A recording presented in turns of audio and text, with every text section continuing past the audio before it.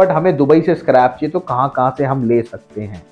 Scrap yard एक ऐसी चीज नहीं है जो किसी ऑफिस में छुपा कर करा जा सके, या जैसे मान लिया हम डायमंड का काम करने वाले और एक ऑफिस में बैठा हुआ आदमी 100 करोड़ 200 करोड़ का काम कर रहा है। मैंने वहाँ टैक्सी ड्राइवर को बोला कि मुझे स्क्रैप यार्डों में ले चलो, तो टैक्सी ड्राइवर ले गया मुझे। स्क्रैप यार्ड की जगह अपने यार्ड में ले जाए और वहां से पैसे वैसे फोन वोन सब छीन ले। माफिया से उनको इन्फॉर्मेशन मिली कि वो मुझे किडनैप करने की सोच रहे हैं। हाँ बिल्कुल बिल्कुल, और उनके साथ ऐसे वाकये होते हैं और वो कभी टीवी पर या अखबार में नहीं आते। अब एक्चुअल में दुबई में अगर हमें उनसे अपॉइंटमेंट लेनी है तो कैसे ले?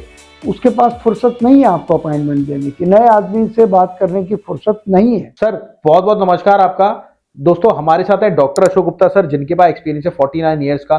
देखिए आप हम तो सोच रहे हैं बिजनेस करने की, और ऑलरेडी सर के इतने सारे बिजनेस है मैं आपको बता नहीं सकता। सर का खुद का एप्लीकेशन है, सर का खुद का startup India import export academy है, सर का खुद का ऑनलाइन चौकीदार है, सर का खुद का इंपोर्ट है, सर के बेटे जो हैं बाहर हैं, सर के भाई जो हैं बाहर हैं। तो बहुत सारे मल्टीपल बिजनेस है सर के।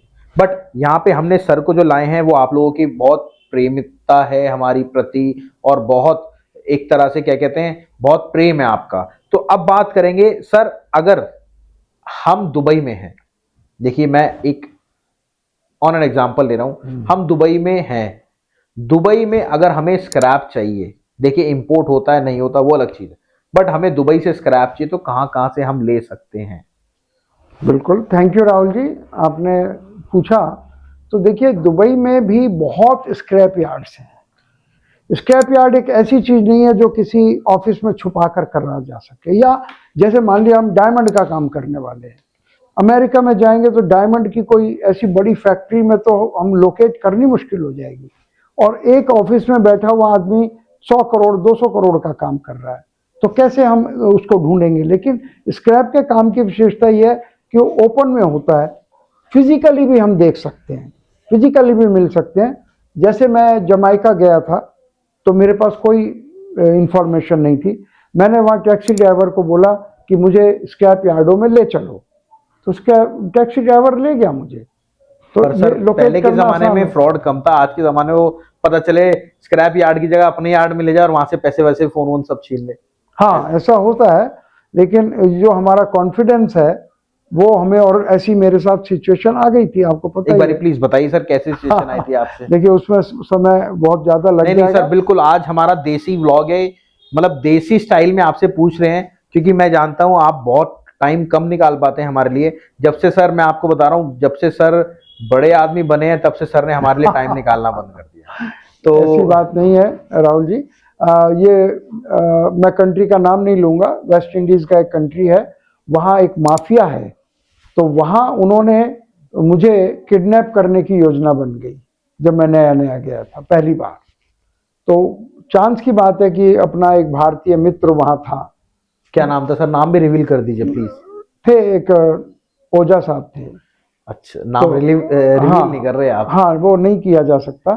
तो वो माफिया के बहुत करीब थे, माफिया से उनको इन्फॉर्मेशन मिली कि वो मुझे किडनैप करने की सोच रहे हैं, तो उन्होंने उनको रोका, समझाया, किसी तरकीब से समझाया।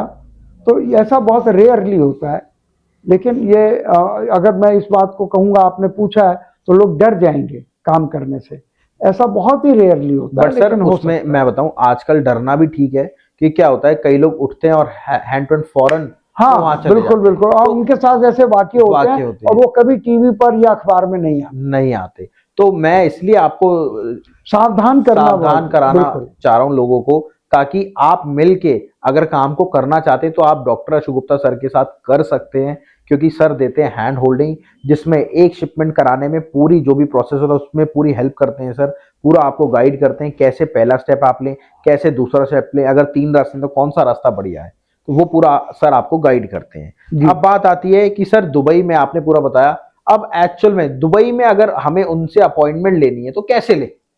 उसकी तैयारी यहीं से करके जानी पड़ती है। दुबई में बैठे बैठे कोई आपको अपॉइंटमेंट नहीं देगा, वो लोग देंगे जो सीरियसली नहीं कर रहे हैं। जो सीरियसली कर रहे हैं उसके पास फुर्सत नहीं है आपको अपॉइंटमेंट देने की, नए आदमी से बात करने की फुर्सत नहीं है। मैं पहली वीडियो में बता चुका हूं कि कैसे इंग्लैंड में बड़ी मुश्किल से मुझे अपॉइंटमेंट मिला। तो ऐसी यहीं से हम तैयारी करके जाएंगे कि किससे हमें मिलना है, क्या बात करनी है, कैसे बात करनी है और अपने आप को कैसे प्रेजेंट करना है। ये हम तैयारी यहाँ पर, जैसे आईएएस का जो एग्ज़ाम होता है उसने रिटर्न पास कर लिया, अब उसे प्रैक्टिकल की तैयारी करनी होती है, इंटरव्यू की तैयारी करनी होती है। तो ऐसे ऐसे इंस्टीट्यूट्स हैं जो आपको इंटरव्यू की तैयारी कराते हैं। तो स्टार्टअप इंडिया भी एक ऐसा इंस्टीट्यूट है जो आपकी थ्योरेटिकल तैयारी भी कराता है और प्रैक्टिकल तैयारी भी कराता है। अच्छा सर, एक मेन क्वेश्चन, देखिए दुबई में जैसे शारजा वगैरह हो गया, वो तो सब जानते हैं, बट ये लोग ये भी जानते हैं कि वो मीटिंग भी नहीं करते, मीटिंग करते हैं तो जो इंडिया का रेट होता है वही वहीं का रेट होता है। बट एक्चुअल में अगर आप आंकड़े निकालें तो दुबई से इतना इंपोर्ट भी हो रहा है, और 90% क्या हो रहा है, लोगों ने अपने वहीं ऑफिसेस बना रखे हैं, बिल्कुल वो वहां से माल उठाते हैं, अपने ऑफिस के थ्रू बेच देते हैं। तो वो किस तरह से कर रहे हैं, वो उसको एक्सप्लेन करिए सर। देखिए, हम ही लोग वहां जाकर माल खरीद रहे हैं, और जब हम इस वीडियो के थ्रू अभी हम सोच रहे हैं कि वहां से इंपोर्ट करें, तो स्टार्टअप इंडिया का ये काम है कि आपको वहां की तैयारी करा के भेजे। जैसे एक सैनिक को युद्ध क्षेत्र में भेजा जाता है तो उसको पूरी तैयारी कराई जाती है, उसकी फिजिकल फिटनेस, उसको हथियार चलाना, उसको जो दुश्मन की क्या सोच है उसको समझना, पढ़ना, और पहले कैसे हुआ, ये पूरी एक तैयारी होती है।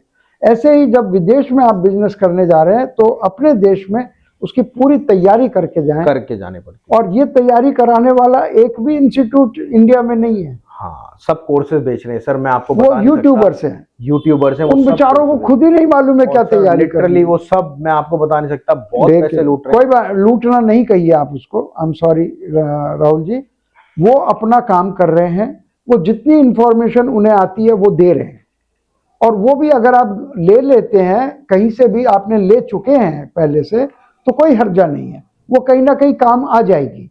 लेकिन जब एक्चुअल बिजनेस की बात आती है तो स्टार्टअप इंडिया की मोनोपोली है इसमें, कि आप स्टार्टअप इंडिया से जुड़ेंगे तो आपको थ्योरी और प्रैक्टिकल की तैयारी करके इसमें आईएएस बनाया जाएगा। बिल्कुल। अच्छा, एक आखिरी सवाल और इम्पोर्टेंट सवाल सर, जो बड़े बड़े यार्ड्स होते हैं वो हमें क्या रेट में माल देते हैं, रेट छोड़िए, रेट की बात नहीं करते, और जो छोटे छोटे यार्ड होते हैं और वो क्या रेट में, दोनों में क्या डिफरेंस होता है? बिल्कुल होता है, क्योंकि जैसे जैसे क्वांटिटी बढ़ जाती है तो रेट बढ़ जाता है उसका। नहीं सर, बट एक चीज और देखिए, इंडिया में हमारे उल्टा है, अगर क्वांटिटी बढ़ जाती है तो रेट कम हो जाता है। हाँ, वो लेकिन स्क्रैप में और विदेश में ये अंतर है। ओके। क्योंकि आप वहाँ, जो हम जैसे लोग और भी तो कंट्रीज से आते हैं, बिल्कुल, तो वो चाहते हैं कि बल्क में माल, एक आदमी से हमें पूरा काम मिल जाए, थोड़ा सा चाहे एक्स्ट्रा पे करना पड़े, तो भटकने का उनका एक्सपेंस कवर हो जाएगा। हम भी ऐसे ही सोचते हैं, इसलिए अगर वो आप बड़े सप्लायर के पास जाएंगे, थोड़ा सा माइनर आपको एक्स्ट्रा देना पड़ेगा, लेकिन उससे आपका खर्चा बच जाएगा इकट्ठा करने का। ओके। अगर आप मान लिया आपको 1000 टन माल चाहिए, तो आप 100 टन 10 आदमियों से लेंगे तो उसमें भी तो खर्चा लगेगा। तो इससे अच्छा है कि एक ही आदमी से आप 1000 टन ले लें, या 2 आदमियों से 500-500 टन ले लें। अच्छा, अब एक और सर क्वेश्चन मेरे मन में आया बात करते करते, सर क्या हम भी वहाँ पे अपनी कंपनी खोल के वहाँ पे माल, जैसे बड़े बड़े वो हैं, तो उसका क्या औसतन खर्चा आ जाता है? आप तो दुबई में पार्टनरशिप में रहे हैं और काफ़ी टाइम रहे, काफ़ी बार गए भी हैं, तो औसतन क्या खर्चा आ जाता है? सपोज अगर अपन दुबई में ही ऑफिस अपना खोलते हैं और वहीं पे एक यार्ड बनाते हैं, छोटे छोटे दुकानदार छोटे छोटे यार्ड वालों से माल लेते हैं और अपनी ही कंपनी में यहाँ पे उसको इंडिया में एक्सपोर्ट करते हैं, तो क्या खर्चा आ जाता है और क्या करना सही है? देखिए, हर काम राहुल जी, बजट होता है सबका अलग अलग। नहीं, अगर सपोज मेरे पास सर 2 4 5 10 करोड़ रुपए है तो उसमें आप इजीली कर सकते हैं। आप 2 4 5 करोड़ से आप अच्छा ऑफिस रख सकते हैं, अच्छा यार्ड ले सकते हैं, क्योंकि खरीदने के लिए भी तो पैसा चाहिए आपको, माल स्टोर करने के लिए भी पैसा चाहिए। कम से कम कितना बजट होना चाहिए सर? मैं तो समझता हूँ हमारे पास वो तरीके हैं कि हम बहुत छोटी बिगिनिंग भी करा सकते हैं, जैसे 1 करोड़ से। अच्छा, 1 करोड़ में सब हो जाएगा? 1 करोड़ में आपके वहाँ के ऑफिस का खर्चा, किराए पे ऑफिस मिल जाता है, किराए पे यार्ड मिल जाएगा, और बचा हुआ आप माल खरीदें और जल्दी से भेजें, क्योंकि आपका ऑफिस यहाँ है, तो 100 टन हुआ और भेज दिया, 100 टन हुआ और भेज दिया। तो इसी तरीके से, और लेकिन जितना नेचुरली अगर खुला होगा पैसा, लेकिन बिगिनिंग में हर आदमी बहुत कम से करना चाहता है, तो इसलिए हमने 1 करोड़ बोला है, वरना 2, 4, 5 करोड़ से बहुत अच्छा काम कर सकता है। और हमारी जो एक्सपर्टीज है कि 5 करोड़ से कैसे 50 करोड़ का काम मंथली करना है, हम उसे ये बता सकते हैं, करा सकते हैं। हमारे अपने ऑफिस जो है उनसे हेल्प करा सकते हैं। अच्छा, आपका भी ऑफिस दुबई का अगर कोई करना चाहता तो हेल्प करेगा? नेचुरली करेगा। बिल्कुल। थैंक यू गाइज, बहुत बहुत थैंक यू, आपने इतना टाइम बिताया। और मेरी रिक्वेस्ट है, अगर आपको ऐसी वीडियोस और चाहिए सर की डायरेक्ट बातचीत की, तो प्लीज नीचे लिखिएगा बातचीत, हैशटैग बातचीत।